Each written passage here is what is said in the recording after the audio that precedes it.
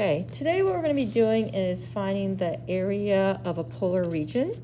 So when we do area of a polar graph, previously when we were looking at function graphs in the xy plane, what we were doing is if I give you an f of x, we would be adding rectangles, right? Infinite number of rectangles from A to B.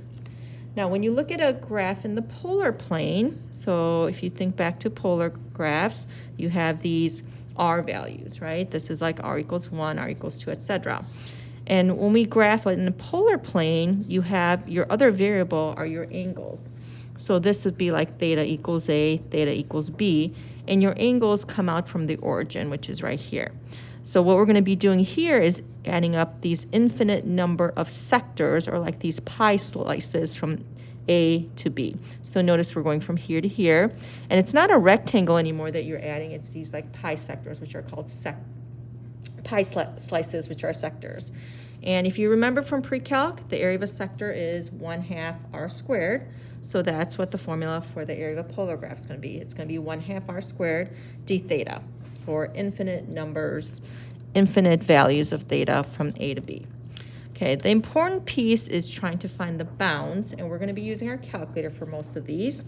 So some of these graphs are going to be graphs that you guys did last year, those cardioids and those circles, but if you don't remember what it looks like, we can go to your calculator.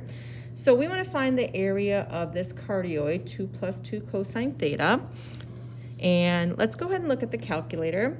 So anytime you're looking in the graph, you want to be in that particular mode.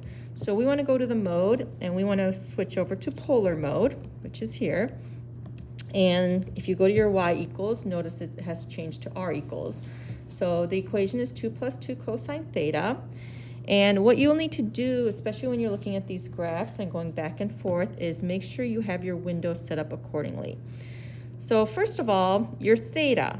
Now, we need to figure out how long it's going to take this entire graph to graph one entire region. So I typically start with 0 to pi.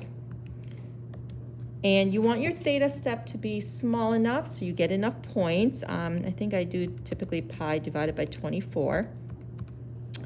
And then I know this cardioids, the biggest it's going to be is 4. So as long as I can see 4, I should be fine. So I just have the x and the y. I'm going to make it a little bit tighter. Let's go from -5 to 5. So we'll make it a 5 by 5 window. And if you go ahead and press graph, there's your cardioid. But notice you're only getting the top half of the graph.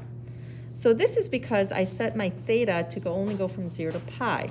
So since if I want the other half, this tells me that, oh, if I go to 2 pi instead, I should be able to now see the entire graph. Okay, so we need to figure out where does this graph start and what's the angle at which this graph ends. For these graphs, I'm going to use the trace feature. So if you press trace, notice it'll tell you where theta is equal to 0. So notice this graph starts over here. And if I use my right arrow to trace this out, it's going to start graphing that cardioid. And notice at the place right here where r is equal to 0, it's actually exactly at pi. So that's why when I saw the graph before, it only gave me the top half. And then as I continue to go around this cardioid, notice the end goes to 2 pi. So the bounds of this graph are 0 to 2 pi. Area of a polar is 1/2 r squared d theta. So there's my setup. We're going to use the calculator to do the integration. So if I go to my home screen and go to math, we're going to integrate from 0 to 2 pi. And I already have the equation typed into R1, so make sure when you pick your equation, you're picking the polar equation that I typed it in. So it'd be R1 squared d theta. And notice the formula is 1/2, so I do need to divide my answer by 2. So you should get 18.84955. Okay, let's try the next one. So 3 cosine 3 theta is actually a rose, but we only want the area of one petal. So again, let's go ahead and type in the equation, 3 cosine 3 theta, and check my window. Again, I will always start by going from 0 to pi, because some of these polar graphs, you may only need to go to pi to graph the entire thing. So if you go from 0 to 2 pi, you're going to double your answer. Okay, let's look at this graph. Oh, notice that I do get the entire rows by just going from 0 to pi.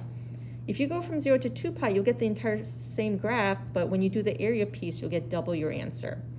So let's do our, so we said that 1/2, the entire graph is from 0 to pi, r squared, there's my r, d theta.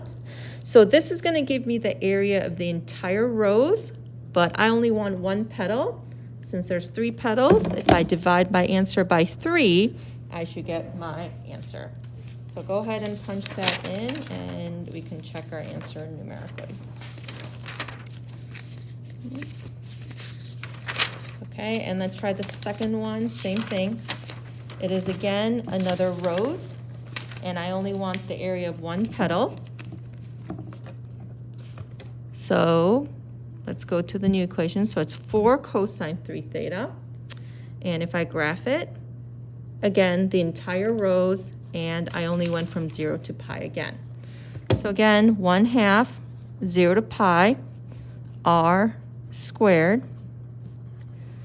That's the entire rows, divide by 3 to get the area of one petal. And if you do the integration on the calculator, you should get 4.1889.